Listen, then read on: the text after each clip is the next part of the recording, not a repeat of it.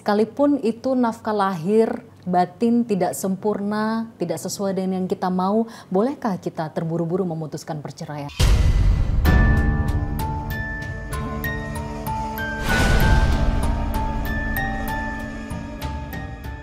Ingat, perceraian jangan mudah kita ucapkan. Jangan mudah laki-laki juga untuk memberikan cerai itu. Perceraian itu nanti paling akhir. Setelah semua usaha sudah kita lakukan, semua doa sudah kita panjatkan kepada Allah Subhanahu wa Ta'ala. Itu paling akhir, jalan paling akhir. Sekarang ketika masih diberi kesempatan oleh Allah, saya bisa kok bertahan, insya Allah, insya Allah. Saya yakin dia bisa berubah, insya Allah. Batu ditetesin air, lama-lama dia berlubang. Hati dengan kelemah lembutan, lama-lama dia terbuka, mudah-mudahan.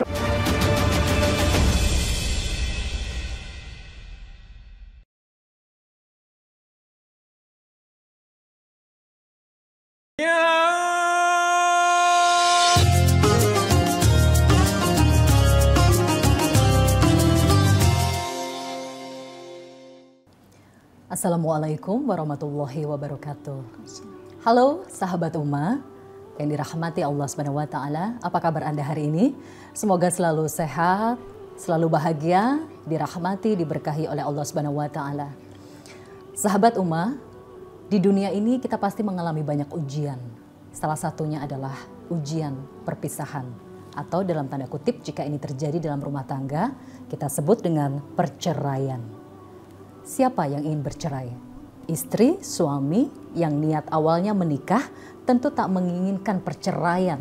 Namun faktanya di kehidupan nyata sangat banyak sekali pasangan suami istri yang bercerai.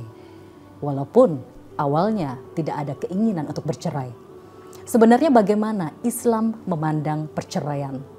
Apakah dibolehkan atau dilarang? Bagaimana caranya kita sebagai istri atau suami memiliki ilmu yang baik untuk bisa bertahan atau mempertahankan rumah tangga kita agar terhindar dari perceraian? Bagaimana caranya agar kita menjadi pasangan yang sabar, baik suami maupun istri, agar tidak bercerai? Kita akan membahas lebih jauh terkait ilmu ini. Kita akan berbincang langsung dengan ahli ilmu yang akan membahas tentang perceraian, yaitu dengan Ustazah Ummah Kristina Dewi. Langsung saja kita sapa beliau. Assalamualaikum Ummah. Waalaikumsalam warahmatullahi wabarakatuh, Mbak Zeda. Masya Allah. Apa kabar Ummah, sehat? Baik, Alhamdulillah. Mbak Zeda Alhamdulillah, saya agak berat kalau membahas perceraian ya. Ya, tidak mudah bagi sebagian orang yang punya trauma dengan itu. Betul. Kita lihat sahabat Ummah, di luar sana banyak wanita atau istri, lelaki atau suami yang berjuang keras untuk mempertahankan rumah tangganya. Namun tidak kuasa bertahan. Ujung-ujungnya adalah bercerai. Sebelum kita membahas lebih jauh dan mendapatkan ilmu bagaimana cara untuk menjadi suami atau istri yang sabar agar terhindar dari perceraian, pertanyaannya adalah bagaimana Islam dalam memandang perceraian?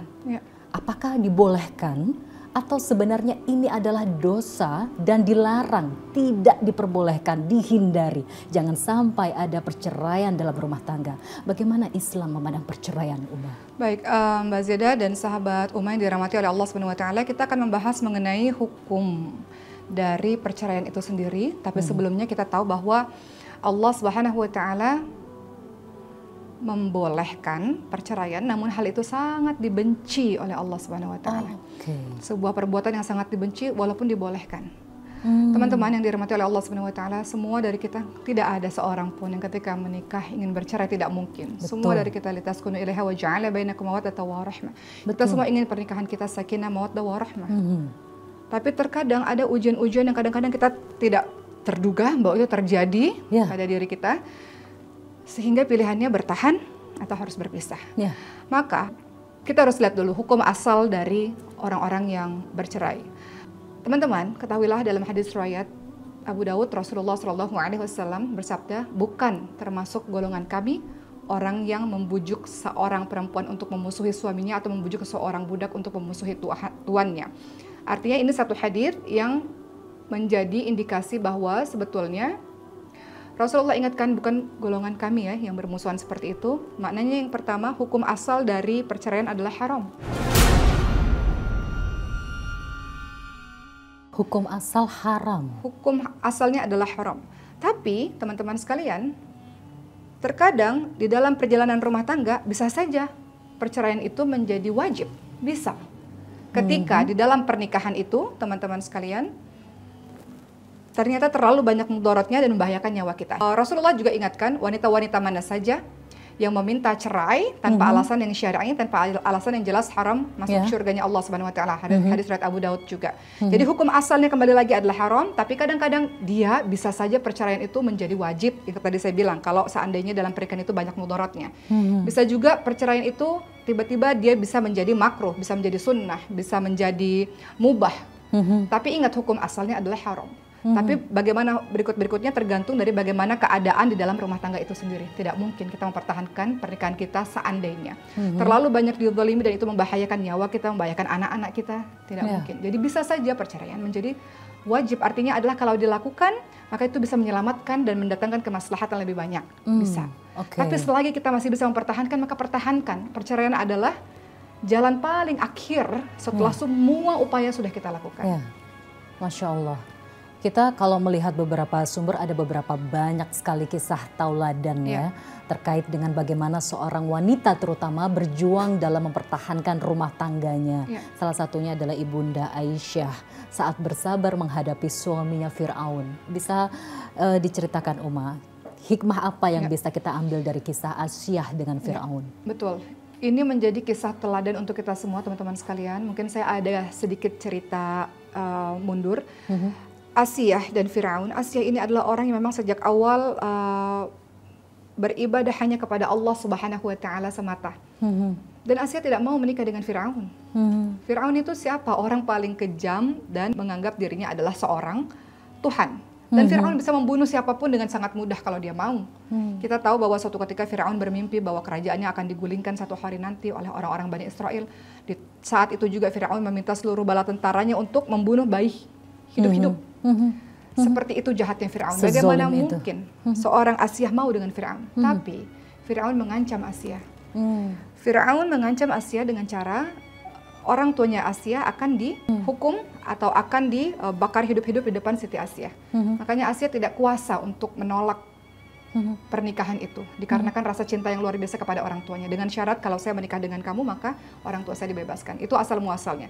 Sehingga menikahlah Fir'aun dengan Asiyah dan Asiyah bersabar. Kenapa? Itu tadi awal niat Asiyah menikah adalah untuk menjaga keluarganya, ayah ibunya supaya tidak kenapa-napa. Walaupun haknya tidak diberikan. Tidak salah. Fir'aun itu sangat mencintai Asiyah.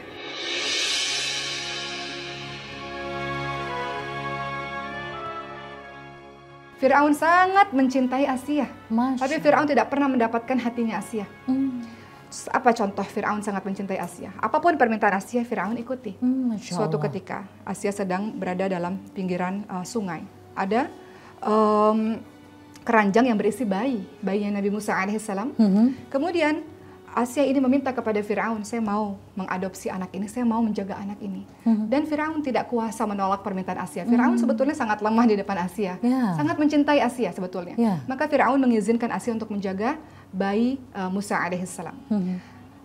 Dan pernikahan itu didasari dengan kesabaran yang luar biasa dari seorang Asiyah. Fir'aun sangat cinta Asiyah, tapi Fir'aun kejam pada yang lain-lain. Seperti itu. Sampai akhirnya Nabi Musa semakin besar dan Nabi Musa alaihissalam mengajarkan agama tauhid yang menyembah Allah kepada Siti Asiyah. Dan Siti Asiyah mendapatkan cahaya tauhid itu dalam hatinya dan beribadah sampai suatu ketika akhirnya ketahuan oleh Fir'aun dan akhirnya dibunuh. Dibunuhnya dengan cara Siti Asiyah diletakkan di satu tempat ya, di padang pasir yang luas dan diikat dan kemudian dibunuh. Dan mendapatkan syurga atas kesabaran yang sangat luar biasa. Jadi hikmah apa yang bisa kita ambil dari kisah Asiyah dalam menghadapi suaminya Fir'aun? Teman-teman sekalian, suami kita bukan Fir'aun. Insya Allah dengan kesabaran yang teman-teman lakukan, insya Allah dengan doa di sepertiga malam yang teman-teman terus ucapkan dengan cucuran air mata itu, dengan teman-teman terus memperbaiki ibadah teman-teman, kata ulama perbaiki hubunganmu dengan Allah, maka Allah perbaiki hubunganmu dengan sesama manusia. Bukan tidak mungkin suami kita itu bisa mendapatkan hidayah, suami kita itu bisa berubah, bukan tidak mungkin. Buah kesabaran dari seorang istri yang salihah, banyak cerita itu teman-teman sekalian. Jadi doakan agar siapapun yang Allah uji pernikahannya, doakan setulus hati, doakan agar Allah SWT tolong dia, ubah dia menjadi lebih baik. Seperti itu. Ada fenomena yang terjadi di luar sana, Umaya, Ya. Public figure yang mungkin berkali-kali bercerai, berpisah dengan suaminya. Kita coba untuk berprasangka baik ya. Bisa jadi ini bukan kesalahan dari istri, ya, tapi bisa jadi suami juga harus muhasabah diri. Begitupun sebaliknya ya. Ada kala seorang wanita terutama memiliki beban psikologis di sini. Berkali-kali menikah, lalu bercerai, menikah lagi, bercerai lagi, bercerai berkali-kali. Sampai akhirnya merasa insecure. Saya gagal berumah tangga berkali-kali, padahal saya sudah berusaha mempertahankan rumah tangga ini sudah sekuat hati. Tapi saya gagal berkali-kali dan saya menikah lagi akhirnya. Ini contoh fenomena di luar sana. Dan dizolimi lagi oleh suaminya. Ya, padahal wanita ini sudah beribadah, sudah memperbaiki diri, berusaha ya walaupun tidak sempurna, tapi terus Allah uji dalam rumah tangganya, dalam menghadapi suaminya. Bagaimana caranya agar wanita ini bisa mendapatkan solusi atas ujian hidupnya yang seringkali gagal dalam rumah tangga, namun terus diuji dengan kezoliman. Bagaimana caranya agar bisa bertahan dalam keadaan seperti ini, Uma? Pertama, kita harus lihat dari dua sisi. Orang di luar, kita tidak pernah tahu keadaan rumah tangga seseorang. Sehingga tidak boleh bagi kita mudah menjudge, oh itu gara-gara si ini, gara-gara ini, kenapa dia tidak begini, tidak begitu. Dan menghakimi seseorang yang lain. Kita tidak pernah tahu apa yang terjadi di dalam rumah tangga itu. Sisi yang lain, orang yang mengalami yang Allah uji berkali-kali gagal, tentu pasti ada kesalahan dirinya, sehingga mengakibatkan kesalahan itu berulang atau jatuh di lubang yang sama.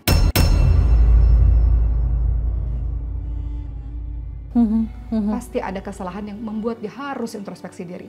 Betul. Sekarang teman-teman sekalian, kita akan bahas apa sih sebab-sebab orang bercerai. Barangkali di antara sebab-sebab ini ada alasan sehingga dia memutuskan untuk berpisah. Pertama, sebab-sebab terjadinya perceraian karena jeleknya dia dalam memilih pasangan. Tidak teliti dia dalam memilih pasangan. Itu termasuk bagian dari kesalahan Betul, kita itu bagian ya. dari kesalahan. Rasulullah sudah kok menjabarkan, begini loh caranya untuk pilih pasangan. Tahapan-tahapannya seperti ini loh. Mungkin karena kurang ilmu kita. Mungkin karena memang tidak ada yang memberitahu sama sekali sehingga kita nggak tahu arah. Kita terlalu cepat dalam memutuskan segala sesuatu karena tidak ada tempat bertanya. Mungkin itu bisa terjadi. Jadi alasan pertama karena kesalahan kita sendiri, karena kurang teliti dalam memilih pasangan yang akhirnya ketahuan setelah menikah. Baru ketahuan setelah menikah. Kemudian yang kedua, ada juga orang bercerai karena kurangnya dia memperhatikan ibadah dari calon tersebut. Padahal itu adalah poin yang paling utama. Rasul sudah ingatkan kalau pilih pasangan paling baik adalah pilih agamanya. Agamanya itu bukan berarti tampak luar ya. Agamanya itu kita harus betul, kata Rasulullah apa? Yang paling baik itu adalah mereka yang paling baik akhlaknya. Orang yang beragama pasti baik akhlaknya. Agama yang betul ya. Bukan sekedar tampilan luar gitu. Jadi yang kedua betul-betul perhatikan agamanya. Cek, teliti dengan orang-orang terdekatnya, harus kenal saudara-saudaranya, siapa dia. Masya Allah. Latar belakangnya seperti apa, siapa dia, harus kenal. Tidak boleh kita cepat-cepat menikah dengan alasan, oh nggak mau zina, kita nggak kenal siapa-siapa. Kita nggak kenal bahkan diri dia itu sebenarnya siapa. Ntar terkaget-kaget ketika menikah. Pertanyaannya kenapa nggak teliti? Rasul sudah kasih kok jalan-jalannya. Kemudian yang ketiga, ada orang yang bercerai karena memang ternyata dia terkena atau terlibat pada obat-obat terlarang. Kalau sudah begitu maka memang keburukannya akan banyak ya. Ntar mabuk lah, inilah itu akan banyak sekali. Keempat, kenapa suami istri itu bisa bercerai? Karena memang ada kurangnya tanggung jawab antara suami dan istri. Mungkin suaminya yang kurang tanggung jawab, istrinya kurang tanggung jawab, tidak paham antara hak dan kewajiban suami dan istri, dan tidak menunaikannya. Jika seperti itu masalahnya, solusinya bagaimana? Suami tidak paham, istri juga tidak paham. Itu solusinya gimana, Uma? Itu sebabnya kenapa orang ini khususnya sebelum menikah, orang-orang yang sebelum menikah, ada dua ya, sebelum menikah dan sesudah menikah. Mereka yang sebelum menikah, menikah itu adalah setengah agama. Nggak bisa kita masuk pernikahan tanpa ilmu, nggak bisa. Harus, makanya sekarang Masya Allah banyak seminar-seminar pernikahan. Atau di KUA juga ada pelatihan-pelatihan sebelum pernikahan, harus ikut itu. Kalau sudah menikah, tentu ada banyak cara. Ingat, perceraian jangan mudah kita ucapkan. Jangan mudah laki-laki juga untuk memberikan cerai itu. Perceraian itu nanti paling akhir. Setelah semua usaha sudah kita lakukan, semua doa sudah kita panjatkan kepada Allah Subhanahu wa taala. Itu paling akhir, jalan paling akhir. Sekarang ketika masih diberi kesempatan oleh Allah, saya bisa kok bertahan, insya Allah, insya Allah. Saya yakin dia bisa berubah, insya Allah. Maka bertahanlah untuk rumah tangga itu, insya Allah. Walaupun pasti tidak mudah. Betul. Tidak mudah, tapi kita berhusnuzon kepada Allah seperti yang saya pernah bilang. Batu ditetesin air, lama-lama dia berlubang. Hati dengan kelemah lembutan, lama-lama dia terbuka, mudah-mudahan. Ini menarik. Dari tadi sahabat semua, saya mencium wangi dari shower scrub pomegranate dari Scarlett. Ini segar banget wanginya, dan yang pasti dipakai di tubuh kita akan terasa segar sepanjang hari. Jangan lupa ya teman-teman sekalian, Scarlett tidak hanya punya shower scrub, tapi juga memiliki ini dia body scrub dengan berbagai macam variannya. Dan tentu saja jangan lupakan body lotion dari Scarlett yang banyak sekali variannya. Nah, hari ini saya lagi ingin memakai yang charming. Bagaimana wanginya? Saya coba ya. Semoga teman-teman juga bisa merasakan wanginya Scarlett seperti yang saya pakai ini. Charming Scarlett.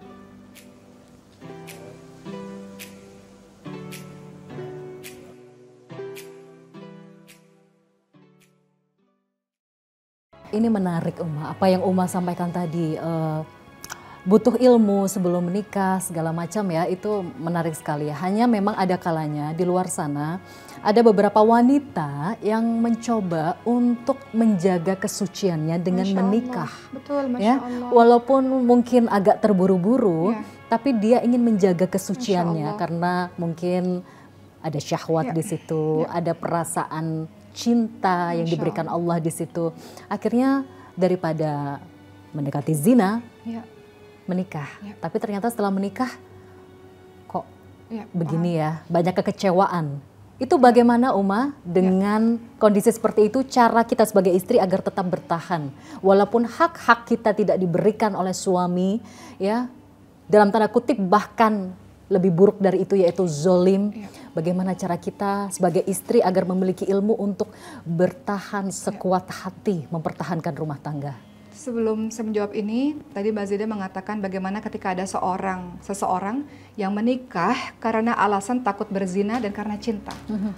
Kita lihat bagaimana Rasulullah menjawab ini. Kata Rasulullah, barang siapa yang ingin menikah, kalau mampu biologis, kalau laki-laki mampu menafkahi, silakan menikah. Tapi sekiranya belum mampu, itu bisa dengan berpuasa. Artinya di sini ada pilihan Rasulullah SAW. Menikah memang adalah obat dari orang yang jatuh cinta, memang adalah menikah. Tapi Rasulullah juga kasih pilihan lain.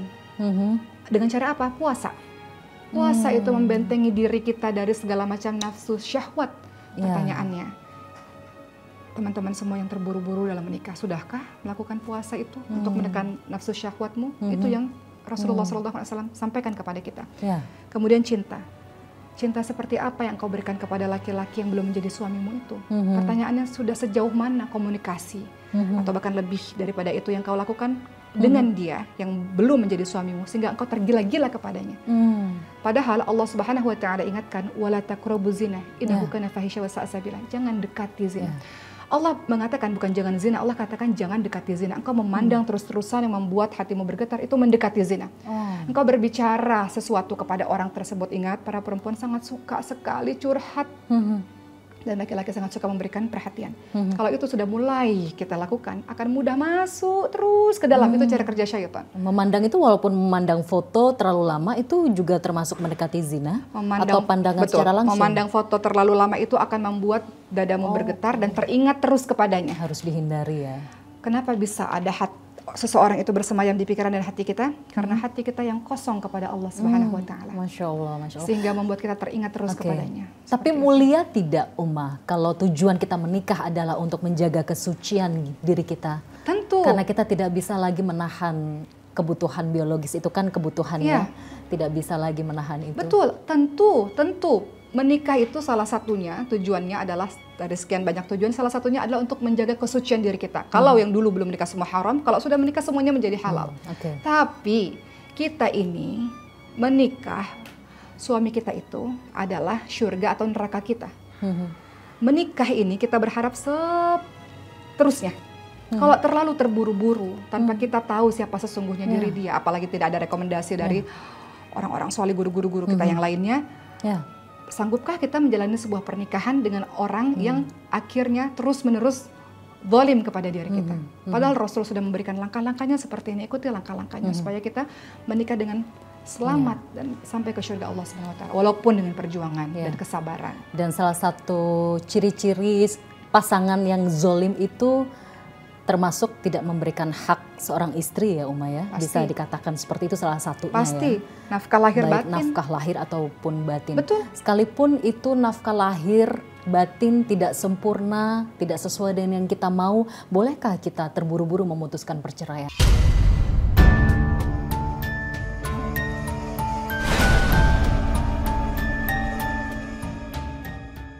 Baik, maka pembahasan berikutnya adalah apa alasan akhirnya orang tersebut boleh bercerai, sementara yang kita tahu di dalam Islam ini adalah kita diminta untuk berusaha berjuang mempertahankan keluarga kita, insya Allah ya. Karena kenapa saya bisa bilang begitu? Karena banyak ayat-ayat Quran yang mengajarkan kita untuk sabar, untuk berlaku baik dengan pasangan. Dalam surah An-Nisa ayat 19 itu dalilnya atau rujukannya, wa aishiruhunna bil ma'ruf fa in karitumuhunna fa asa an takrahu syai'an wa yaj'alallahu fihi khairan katsira.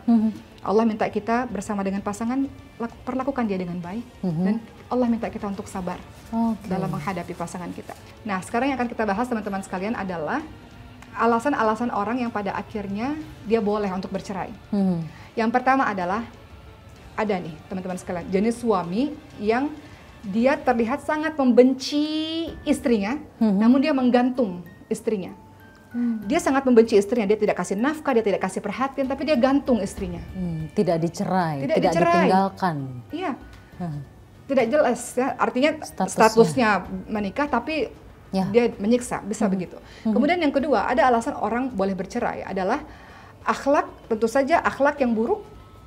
Akhlak yang buruk itu apa? KDRT, salah satunya KDRT. KDRT itu apa? Fisik bisa, verbal bisa, seksual bisa, nafkah bisa. Orang yang tidak menafkahi termasuk bagian dari KDRT finansial.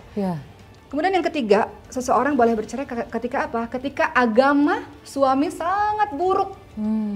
Itu boleh. Apalagi kalau sudah mendekati musyrik ya. Ya, walaupun lagi-lagi perceraian adalah paling akhir setelah semua daya upaya kita lakukan.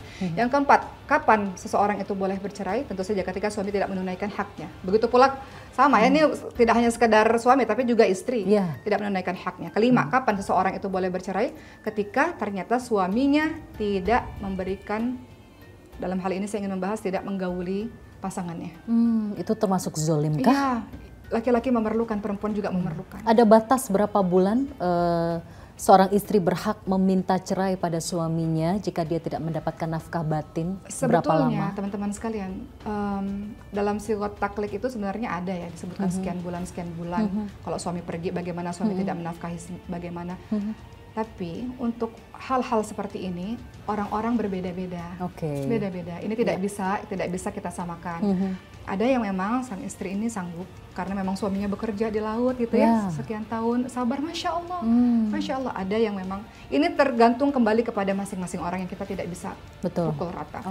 Kemudian berikutnya, apalagi yang menyebabkan orang itu boleh bercerai? Jika sang wanita sama sekali tidak membenci suami, hanya saja sang wanita ini khawatir tidak bisa menjalankan kewajibannya sebagai istri sehingga tidak bisa menunaikan hak-hak suaminya dengan baik. Ya, contohnya mungkin, aduh, kalau saya tidak diberi nafkah lahir batin nanti saya bisa membantah, berkata-kata negatif. Itu saya menghindari itu, lebih baik berpisah baik-baik gitu kah? Betul.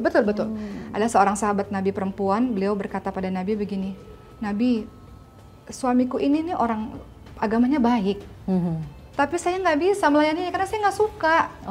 Saya nggak bisa berpura-pura untuk setiap hari itu menyiksa saya. Dia agamanya baik, masya Allah dia orang baik, hanya saja tidak ada kecenderungan hati di situ. Saya nggak bisa gitu, saya nggak bisa terus berpura-pura, sudah diusahakan nggak bisa. Seperti itu. Tapi tentu saja itu semua penyebab-penyebab, banyak sekali penyebab lainnya, orang ketiga lah, mertua lah dan sebagainya, banyak komunikasi dan sebagainya. Tapi tetap teman-teman sekalian, kita minta sama Allah, mudah-mudahan perceraian itu nanti itu tidak terjadi dalam keluarga kita. Masya Allah, baik Uma. Di luar sana banyak yang ingin menikah untuk bahagia. Betul. Tujuan saya menikah untuk bahagia. Buat apa saya menikah kalau saya nggak bahagia? Mending cerai. Lalu menikah lagi, saya nggak bahagia, cerai. Lalu menikah lagi, nggak bahagia, cerai. Bagaimana sih Uma konsep yang benar dalam pernikahan? yang benar itu seperti apa agar kita tidak mudah memutuskan cerai, agar kita bisa bertahan sekuat mungkin dalam mempertahankan rumah tangga. Menikah untuk bahagia tidak salah, tapi harus mempersiapkan diri juga bahwa pernikahan tidak seindah drama Korea. Betul. Yang happily endingnya itu selalu bahagia gitu. Seperti yang kita tahu, ini juga nasihat buat diri saya teman-teman sekalian. Kita siap bahagia, kita siap juga sedih. Sebagaimana Allah Subhanahu wa taala ingatkan pada kita dalam surah Al-Anbiya ayat 35, Allah katakan, A'udzubillahi minasyaitonir rajim, kullu nafsin dha'iqatul maut, wa nabluukum bisyarri wal khairi fitnah wa ilaina turja'un. Semua yang bernyawa akan mati dan Allah akan uji kamu. Kadang-kadang kamu diuji bahagia, kadang-kadang kamu diuji sedih, kadang-kadang kamu diuji tertawa, kadang-kadang kamu diujinya menangis. Jadi siap dalam semua keadaan. Begitu pula menikah. Itu sebabnya ketika Ricis menikah, saya katakan, Dek, menikah itu pasti bahagia, tapi harus siap dari awal. Mbak Oki katakan harus siap, pasti akan ada sedihnya. Jadi begitu teman-teman sekalian, menikah bukan untuk bahagia saja, pasti harus siap dengan sedihnya. Tapi menikah untuk ibadah, artinya ada perjuangan yang dilakukan di dalamnya. Jadi mindsetnya harus dirubah ya, mulai sekarang Uma ya. Baik yang belum berumah tangga maupun yang sudah berumah tangga, mindset menikah untuk bahagia itu dirubah pelan-pelan. Menikah untuk beribadah, menikah karena Allah Subhanahu wa taala. Begitu ya Uma. Jadi apapun ujian yang diberikan Allah, insya Allah kita akan lebih ikhlas menghadapi itu. Satu lagi Uma, jadi kita kalau melihat fenomena di luar sana itu ada beberapa pihak yang mencoba untuk mendamaikan sampai mengeluarkan statement seperti ini. Ini bagaimana ya tanggapan Uma dan juga pandangan Islam? Kalaupun rumah tangga sudah tidak bisa dipertahankan lagi, jangan sampai itu keluar dari mulut kamu sebagai seorang istri.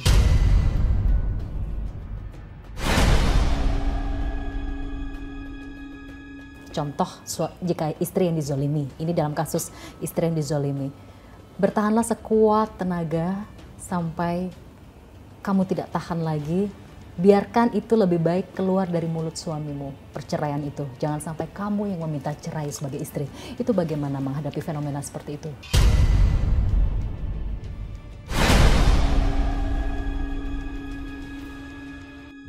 Sahabat Uma semua, di bulan suci Ramadan ini tentu kita harus memiliki tubuh yang sehat, fit, bugar untuk kita bisa beribadah maksimal. Bayangkan ada puasa di siang hari, ada qiyamul lail di malam harinya.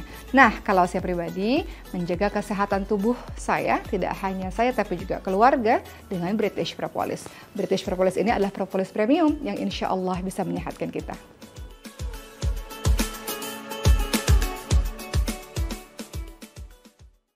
Ini sebenarnya dikarenakan, saya tidak bilang semua ya, tapi sebagian besar wanita dibandingkan dengan laki-laki, saya tidak bilang semua.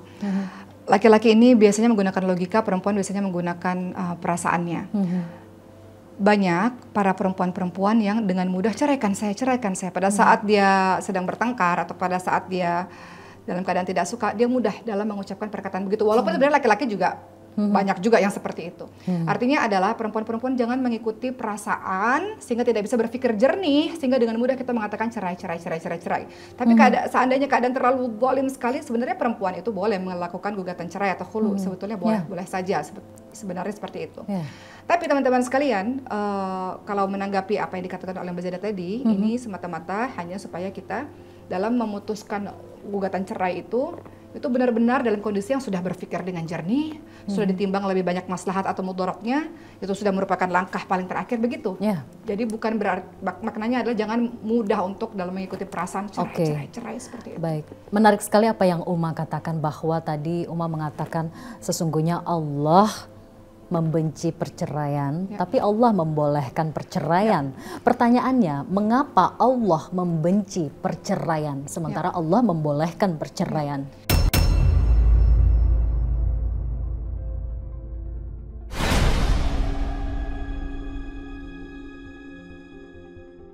Sebelum menjawab kenapa Allah benci perceraian padahal Allah membolehkan perceraian, teman-teman yang dirahmati oleh Allah Subhanahu wa taala, ketahuilah perceraian itu tidak ada seorang pun yang menginginkannya. Tapi kita harus tahu bahwa banyak urusan akan datang setelah memutuskan untuk bercerai, apalagi kalau bercerainya dalam keadaan yang bermusuhan. Artinya masalahnya tidak berhenti sampai di situ. Akan ada timbul masalah-masalah baru yang mungkin kita akan hadapi. Kalau kita dalam kondisi bercerainya tidak baik ya. Kita padahal inginnya bertemu baik, berpisahnya juga baik sebetulnya. Kenapa Allah bolehkan? Ini adalah bukti keadilan Allah Subhanahu wa taala. Allah adil, karena tidak mungkin pernikahan dijalani dengan begitu zalim, dibiarkan begitu terus-menerus sehingga kita tersakiti, nggak boleh. Dalam agama kita diajarkan untuk menjaga diri kita, menjaga harta kita, menjaga keturunan kita, dan lain-lain. Tapi yang ingin saya sampaikan teman-teman sekalian, sahabat-sahabat Nabi juga banyak yang bercerai. Maka kita ambil hikmah dari perceraian para sahabat Nabi. Pertama ada yang bernama Zainab binti Jasir radhiyallahu anha dengan Zaid bin Harithah. Beliau ini menikah ya karena permintaan dari Rasulullah SAW menikah. Tapi ternyata setelah pernikahan itu dijalani, nggak bisa Zainab binti Jahsy menjalani pernikahan itu. Kenapa? Terlalu jauh perbedaannya. Zainab binti Jahsy adalah seorang yang bergelar bangsawan, kaya raya. Kemudian Zaid bin Harithah adalah seorang budak. Rasulullah sebetulnya teman-teman sekalian sudah memberikan pemahaman kepada kita semua bahwa menikah itu sebetulnya kalau kita bisa sekufu itu lebih baik. Betul. Sekufu dalam hal apa? Dalam berbagai macam hal, ilmu, harta, itu lebih baik. Tapi kalau berbeda, boleh nggak boleh. Tapi adaptasinya juga luar biasa. Rasulullah dengan Siti Khadijah kaya raya luar biasa. Rasulullah pada saat itu belum sekaya raya Siti Khadijah, tapi bisa. Tapi di sini memberitahukan kepada kita teman-teman sekalian bahwa kalau kita berbeda seperti itu, maka ada perjuangan yang harus kita lakukan untuk kita bisa beradaptasi. Kemudian ada lagi, ini juga sangat penting teman-teman sekalian. Yang kedua, ini perceraian Atikah dengan Abdullah bin Abu Bakar. Anaknya Sayyidina Abu Bakar As-Siddiq radhiyallahu anhu. Mereka menikah, dan Abdullah bin Abu Bakar ini sangat cinta kepada Atikah. Jadi udah nggak ingat apa-apa lagi. Nggak ingat untuk membela agama Allah, nggak ingat untuk beribadah. Makanya Sayyidina Abu Bakar minta untuk cerai. Karena pernikahanmu itu justru membuatmu melalaikan agama Allah Subhanahu wa taala, melalaikan dirimu dari ibadah. Masya Allah. Singkat cerita akhirnya Abdullah bin Abu Bakar kembali lagi beribadah lagi dan mereka menikah. Dan terakhir, Atikah ini Masya Allah, Atikah ini adalah istrinya para syuhada. Jadi Atikah ini menikah dengan, pertamanya sebenarnya setelah menikah dengan Abdullah bin Abu Bakar syahid, wafat di jalan Allah Subhanahu wa taala. Kemudian Atikah menikah dengan Umar bin Khattab. Umar bin Khattab syahid, menikah dengan Zubair bin Awam. Syahid, menikah dengan Ali bin Abi Thalib. Begitulah teman-teman sekalian. Ada banyak kisah-kisah perceraian dari para sahabat-sahabat Rasulullah SAW dengan berbagai macam latar belakangnya. Tapi bukan berarti bercerai itu orang yang buruk. Itu sahabat-sahabat Nabi orang-orang saleh semuanya. Selama alasan perceraian itu syar'i dan diperbolehkan oleh Allah, dan memang kita termasuk golongan yang dizolimi, tidak tahan lagi, diperbolehkan untuk meminta cerai. Tapi jika bisa diperjuangkan, perjuangkan semaksimal mungkin. Karena memang perceraian itu tidak hanya dibenci oleh Allah tapi kalau melihat beberapa sumber, prestasi terbesar iblis itu adalah menceraikan suami dengan istrinya. Ya Uma ya. Jadi jangan sampai kita menolong iblis dalam berprestasi Kita berusaha semaksimal mungkin. Baik Uma, terakhir dalam catatan Uma, singkat saja memotivasi para istri di rumah untuk lebih bersabar dalam mempertahankan rumah tangganya. Begitu pula para suami untuk lebih bersabar dalam mempertahankan rumah tangganya. Singkat saja. Baik, sahabat Uma semuanya yang pada hari ini menonton, kita tahu sama-sama bahwa cerai itu merupakan bentuk musibah. Tidak ada yang suka dengan perceraian. Cerai itu bentuk musibah. Cerai itu betul-betul sebuah bentuk musibah kalau wanita yang diceraikan itu diceraikan oleh laki-laki yang soleh. Itu sebuah musibah. Berarti ada kesalahan kita di situ. Tapi ketika seorang wanita itu diceraikan oleh laki-laki yang zalim, itu bukan musibah. Itu adalah sebuah nikmat dari Allah Subhanahu wa taala. Justru anugerah. Terpisah dari orang yang zalim.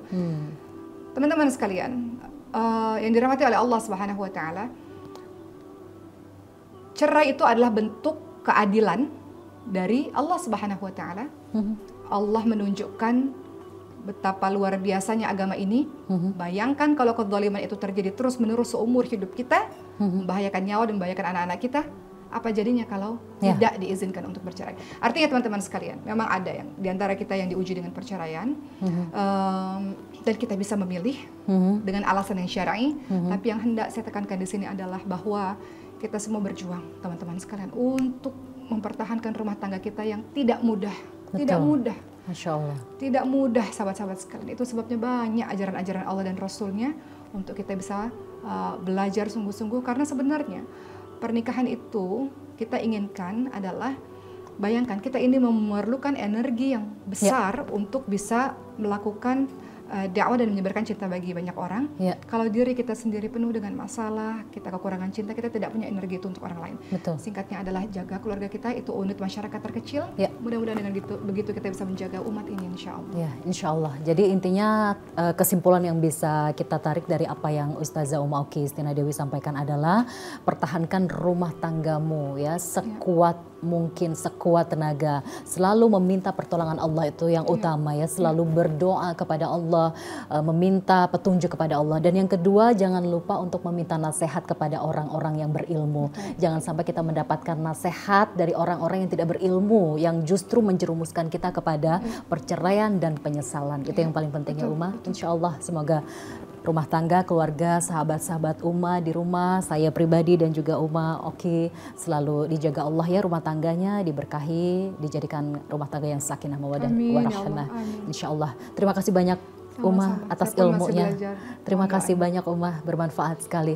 Dan sahabat Uma, demikian catatan Uma hari ini, semoga bermanfaat. Mohon maaf jika ada khilaf dan salah kata di antara kami berdua. Saya Zeda Salim dan Ustazah Uma Oki Istina Dewi mohon undur diri, dan seluruh kerabat kerja yang bertugas mengucapkan terima kasih. Sampai jumpa. Wassalamualaikum warahmatullahi wabarakatuh. Waalaikumsalam warahmatullahi wabarakatuh.